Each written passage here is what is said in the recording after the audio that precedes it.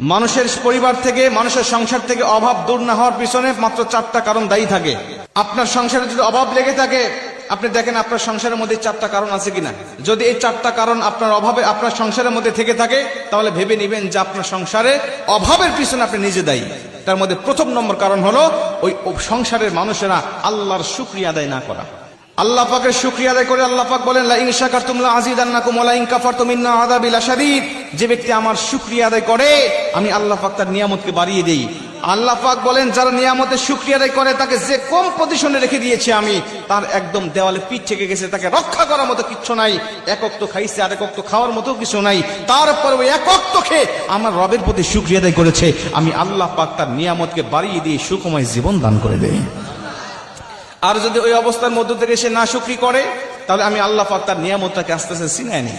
এই জন্য শুকরিয়া করবেন, দেখবেন যে আল্লাহ পাক অটোমেটিক আপনার নিয়ামতকে বাড়িয়ে দিয়েছে। 2 নম্বরে, মানুষের অভাব পিছনে না ছাড়ার পিছনে সবচেয়ে বেশি ভয়ঙ্কর যে কারণটা, সেটা হলো পরিবারের সদস্যরা 5 ওয়াক্ত নামাজ না আদায় করা।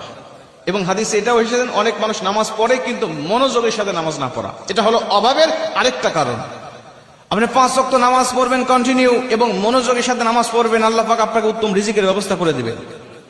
3 নম্বরে, নবীজি সাল্লাল্লাহু আলাইহি ওয়াসাল্লাম বলেন, ওই ঘরে রহমত বরকত না ঢোকার পিছনে মেইন আরেকটা দায়ী থাকে, সেটা হলো ঘরের মধ্যে ছবি মূর্তি দিয়ে পরিপূর্ণ রাখা এবং ঘরের মধ্যে নাপাকযুক্ত ময়লাযুক্ত জিনিসপত্র রাখা। কয়জন ব্যক্তির ঘরে এরকম আছেন যার ঘরে ছবি নাই, মূর্তি নাই? এরকম কয়জন ঘরের ব্যক্তি দেখাতে পারবেন বলেন?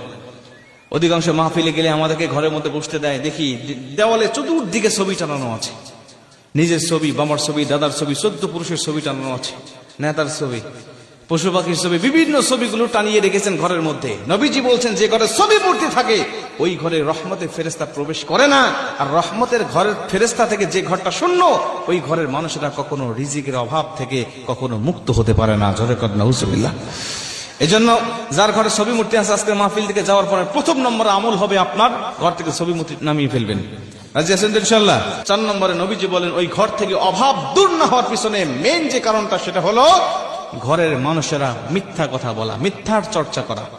আমরা মিথ্যা ছেড়ে দেবো ইনশাআল্লাহ। নবীজি বলেন, সাহাবীরা জিজ্ঞাসা করলেন, ইয়া রাসূলুল্লাহ, কোন বখিল কি কখনো মুমিন হতে পারে? নবীজি বলছে, হ্যাঁ, বখিলও মুমিন হতে পারে। আবার সাহাবীরা প্রশ্ন করলেন, ইয়া রাসূলুল্লাহ, কোন কাপুরুষ কি মুমিন হতে পারে? নবীজি বলছে, হ্যাঁ, কাপুরুষও মুমিন হতে পারে। সাহাবীরা আবার প্রশ্ন করলেন, ইয়া রাসূলুল্লাহ, কোন কাযযাব মিথ্যাবাদী কি কখনো মুমিন হতে পারে? নবীজি বলছেন, ক্বালা লা, কখনো নয়, কোন মিথ্যাবাদী কখনো মুমিন নয়। কারণ যখন কোন ব্যক্তি মুমিন মিথ্যা বলে, তখন তার নামটা মুমিনের খাতা থেকে কাটা হয়ে যায়। এজন্য মিথ্যা কথা পরিহার করবো ইনশাআল্লাহ। আল্লাহ আমার রিজিকের মধ্যে বরকত দান করবে, আমার সংসারের মধ্যে বরকত দান করবে, জীবনের মধ্যে বরকত দান করবে, হায়াতের মধ্যে বরকত দান করবে ইনশাআল্লাহ। আল্লাহ এই 4টি কাজ থেকে আমাদেরকে বিরত থাকার তৌফিক দান করুক। জোরে বলেন আমিন। আরেকটু জোরে বলেন আমিন।